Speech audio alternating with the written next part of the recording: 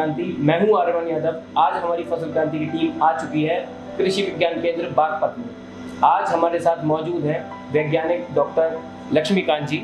बहुत बहुत स्वागत करते हैं डॉक्टर साहब आपका। Thank you. और आज डॉक्टर साहब से पूछेंगे कुछ सवाल।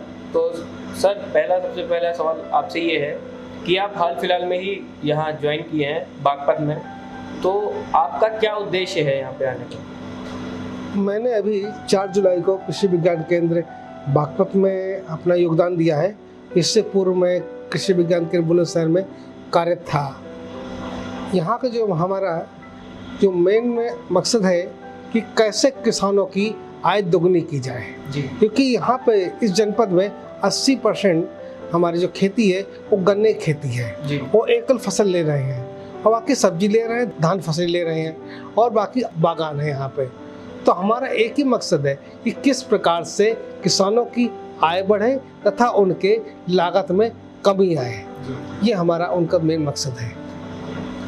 जैसा कि आज हम जब फसल क्रांति की टीम यहाँ केवीके में आई तो हमने देखा कि यहाँ पे एक प्रोग्राम का आयोजन हुआ है, तो उस प्रोग्राम के बारे में कुछ बताइए हमारे दर्शकों को। जो आज प्रोग्राम हमने आयोजित किया था कि भारतीय कृषि अनुसंधान परिषद है 95वां स्थापना दिवस के उपलक्ष्य में ये प्रोग्राम था। उसमें हमें किसान भाइयों को जानकारी देनी कौन सी टेक्नोलॉजी हमारे ICR से और कृषि विज्ञान केंद्र से द्वारा आई हुई है, बाहर आई हुई है, जो किसान भाइयों के लिए लाभान्वित है। उनको हम क्या क्या वो लोग कर रहे हैं, क्या क्या हमने दिया हुआ है, उनको फायदा हो रहा कि नहीं हो रहा उससे।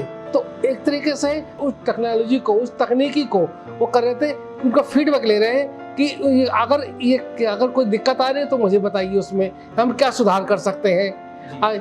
भाई कोई तकनीकी कोई आए तो आप अपने खेत पर सुधार कर सकते हैं, और यदि अच्छी है तो उसको कितना लोगों ने पसंद किया है उसको। तो टेक्नोलॉजी बहुत आती है, पर आपके लिए मुफीद कौन सी है? तो किसान भाई लोगों के लिए वो टेक्नोलॉजी हम लोग दे रहे हैं ला कर दे। अगर ये और आवश्यकता है तो और हम मांग करेंगे क्योंकि हमारे देश में बहुत टेक्नोलॉजी है, परंतु हम कोशिश कर रहे हैं कि उस जनपद में वही टेक्नोलॉजी दें जिससे किसान भाइयों को लाभ हो। जी, बहुत बहुत आपने अच्छा उत्तर दिया। एक सवाल और है मेरा आपसे लक्ष्मीकांत जी। सर, जैसा कि आप जानते हैं कि बागपत जिले में 80% खेती किसान गन्ने की करते हैं। जी। तो गन्ने की खेती में कई सारे ऐसे बीमारियां आती हैं जैसे कोका बोई और इन तरह की बीमारियों के लिए यहाँ कृषि विज्ञान केंद्र में क्या योजनाएं या क्या चलाया जा रहा है टेक्नोलॉजी को इम्प्रूव करने के लिए कि किसानों को ऐसा गन्ने में कोई दिक्कत ना आए? हाँ, इसके लिए क्योंकि इस कृषि विज्ञान केंद्र में कि इसका प्रारूप ही है कि हर फसल वैज्ञानिक है जो प्रजातियों के बारे में आपको बताता है। आपका पादप रोग संरक्षण वैज्ञानिक है जो फसलों में, आम बागों में जो कीड़े बीमारी आते हैं उसके बारे में बताता है। एक हमारा मृदा वैज्ञानिक भी है जो भूमि की सॉइल को टेस्ट करता है, बताता है कौन सी भूमि में क्या कमी है, क्या उर्वरता क्या अधिकता है, वो बताता है। इंजीनियरिंग डिपार्टमेंट भी है क्योंकि किसान भाइयों के लिए, क्योंकि ट्रैक्टर भी है, कौन से यंत्र प्रयोग किए जाएं जिससे उनकी लागत कम हो, तो वही वैज्ञानिक हमारे पास साथ में है। हमारे पास होम साइंस, क्योंकि आजकल देख रहे हैं कि महिलाओं का कृषि में योगदान बहुत है जी, तो पर योगदान उसका हम काम तो कर ले रहे हैं, तो बाई प्रोडक्ट नहीं बन पा रहा है, वैल्यू एडिशन नहीं हो पा रही है।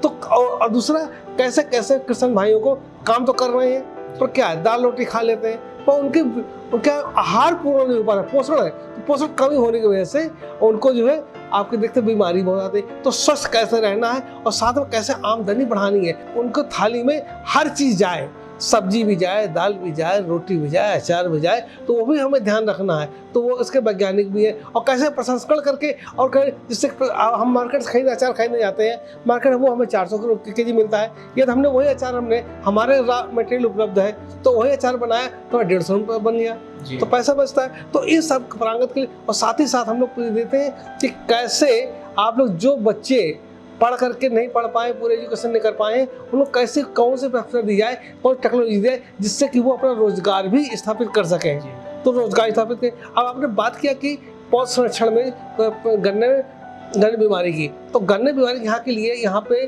समय समय पर वैज्ञानिक द्वारा प्रशिक्षण आयोजित किया जाता है, और यदि कोई समस्या आती है तो यहाँ पर वो गन्ने की उस समस्या के लिए किसानों के खेतों पर उसका ट्रायल लगाते हैं और ट्रायल लगा के दिखाते हैं कि देखिए इस इस तक से या इस हमारे पेस्टिसाइड से या इंसेक्टिसाइड या आरपीएम के माध्यम से ये बीमारी हमारी कम हो जाती है। देखिए बीमारी कोई ख़त्म नहीं होती है, उसका इंटेंसिटी कम हो जाती है, तो ये बीमारी धीरे धीरे हमारी कम हो जाएगी और धीरे धीरे हमारी आपके क्षेत्र पे कम आएगी। तो वो भी हम बताते हैं, साथ करके दिखाते भी हैं उनको, हमें करके दिखाते भी हैं और यही बताते हैं कि कम से कम लागत वाली तकनीकी उनको बताते हैं कि देखिए हमने ये कम से कम लागत में किया, आप भी करिए, उसको देख और किसान भी लाभान्वित हो, जिससे उनका उपज ही बढ़े, उनका पैसा ही बढ़े।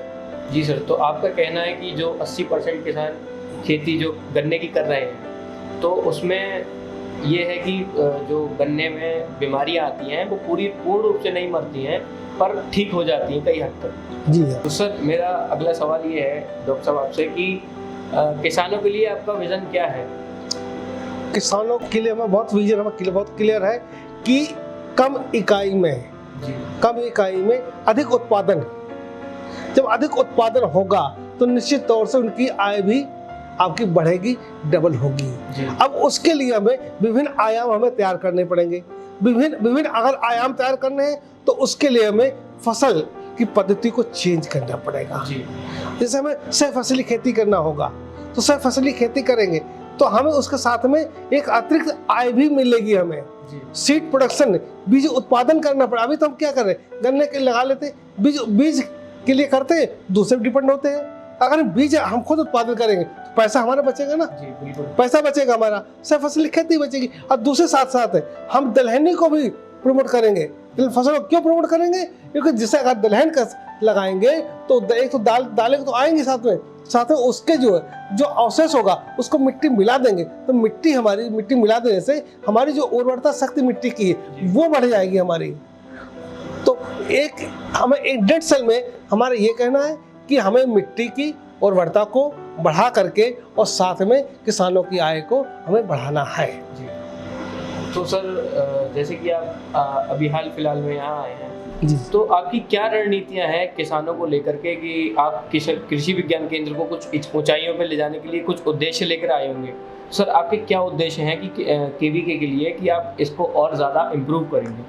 हमारा बहुत ही साफ उद्देश्य है कि पहले तो हम जो टेक्नोलॉजी किसानों के खेत में जाए उससे पहले हम अपने प्रक्षेत्र पर लगाएं जी, और प्रक्षेत्र पर लगाने के बाद वो किसान भाई यहाँ पे देखें आकर के, जैसे प्राकृतिक खेती जी, प्राकृतिक खेती आज का बहुत बड़ा मुद्दा बना हुआ है। जैविक खेती मुद्दा बना क्योंकि बहुत ज़्यादा केमिकल्स यूज का है, तो इसका है। दूसरा आज का अंतर्राष्ट्रीय मिलेट है, तो मिलेट का कहते हैं कि यहाँ होता नहीं है करने, तो अगर हम हमको दिखाएंगे कि देखिए मोटा अनाज की हमारे जीवन में क्या है तो हमारे खेत में हो सकता है जी।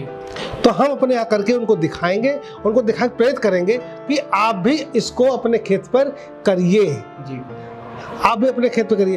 और साथ ही साथ ये भी दिखाएंगे कि हम किस प्रकार से एक गार्डन तैयार कर लेते हैं, जिससे कि गार्डन जैसे सब्जी होगी पूरे साल भर का सब्जी का, तो उसमें क्या है आप पूरे 12 महीने सब्जी ले लेंगे, साथ में प्लांटेशन भी कराएंगे हम उसमें। और जो नहीं अच्छा कैसे आय और बढ़े, छोटे किसान हैं तो हम फूलों खेती भी कराएंगे, फूलों खेती भी दिखाएंगे कि देखिए हम फूलों खेती करते तो हैं पर वो सब प्लानिंग करनी पड़ेगी कि कब आवश्यकता है फूलों की, जिससे कि आपको पैसा ज़्यादा मिल सके जी।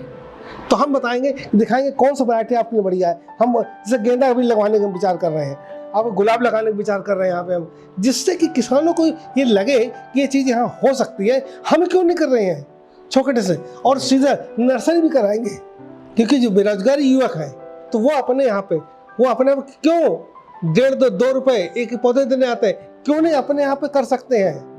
अगर नर्सरी खुद कर लेंगे तो नर्सरी खुद अपने यहाँ लगाएंगे, साथ नहीं कर सकते तो जो सब्जी वाले किसान हैं उनको बेचेंगे पौधे, तो उससे क्या होगा, एक आय भी जनरेशन होगा और गांव के लोगों को रोजगार भी मिलेगा। तो ये अभी हमारे और कस्टम हायरिंग सर्विसेज है, जो हमारे पास मशीनें हैं किसान नहीं खरीद पाते हैं तो उनको हम अपने केंद्र से किराए पे उनको जो गवर्नमेंट का किराया है वो निर्धारित करके उनको आप ले जाएंगे, वो अपने खेत काम करके हम आपको दे जाएंगे। तो ये भी कार्यक्रम हम लोग शुरू करने जा रहे हैं। डॉक्टर साहब अपने सवालों को अंत देते हुए मैं आपसे एक और बात कहूँगा कि हमारे किसान भाइयों के लिए कोई एक मैसेज दीजिए। मैं किसान भाइयों से ये कहना चाहता हूँ कि तकनीकी को अपने खेतों में समावेश करें और अपनी आय को दोगुना करें। यही आपकी उन्नति का रास्ता है। जय हिंद, जय जी। भारत। इसी के साथ डॉक्टर साहब आपका बहुत बहुत धन्यवाद बहुत करता हूँ मैं। Thank you. आप फसल क्रांति की टीम में और यहाँ हमारे शो पर आए जिसमें आपने इंटरव्यू दिया, बहुत बहुत धन्यवाद। इसी के साथ फसल क्रांति देखते रहिए। नमस्कार।